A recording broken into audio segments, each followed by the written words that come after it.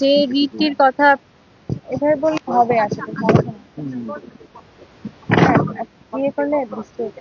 আচ্ছা, যে রিটটির কথা আপনারা জেনেছেন সেই রিটটি আসলে আমিই করেছি, ফাহমিদা আলম।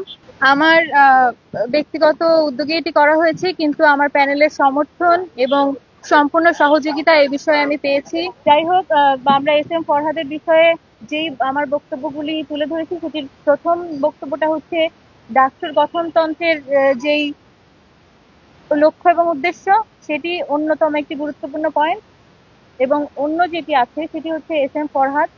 তিনি যেখানে পড়াশোনা করেন, গবেষণা এবং সমাজ কল্যাণ ইনস্টিটিউট, সেখানের যে ছাত্রলীগের পদ ছিল, ছাত্রলীগের কমিটি ছিল, সেখানে তিনি কিন্তু যুগ্ম সাধারণ সম্পাদক হিসেবে সেই কমিটিতে বহাল ছিল। এবং জুলাইয়ের আগে এবং জুলাই পরবর্তী সময়ে তার কাছ থেকে আমরা কিন্তু কোনো পদত্যাগপত্র বা কোনো ধরনের প্রুফ আমরা পাইনি যে তিনি আসলে এই সংগঠনটিতে আর বিলং করেন না। তিনি কিন্তু স্টিল এই সংগঠনটিতেই বিলং করেন, এবং তিনি নিষিদ্ধ সংগঠনের সদস্য হিসেবে তার কিন্তু এই নির্বাচনে অংশগ্রহণ করার কথা না।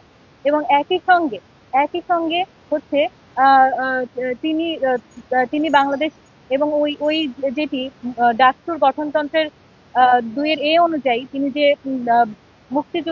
মুক্তিযুদ্ধকে ধারণ করেন না, তার সাংগঠনিক পদ অনুযায়ী তিনি যে বাংলাদেশ ইসলামী ছাত্র শিবিরের সাধারণ সম্পাদক হিসেবে আছেন, সেই অনুযায়ী তিনি আসলে, হ্যাঁ, তো সেই হিসেবে মানে তিনি আসলে এই ডাকসু নির্বাচনে তার প্রার্থিতার বিষয়ে আমরা এই বিষয়টি আনার চেষ্টা করেছি, বা এই বিষয়ে আমার রিটের মূল বক্তব্য।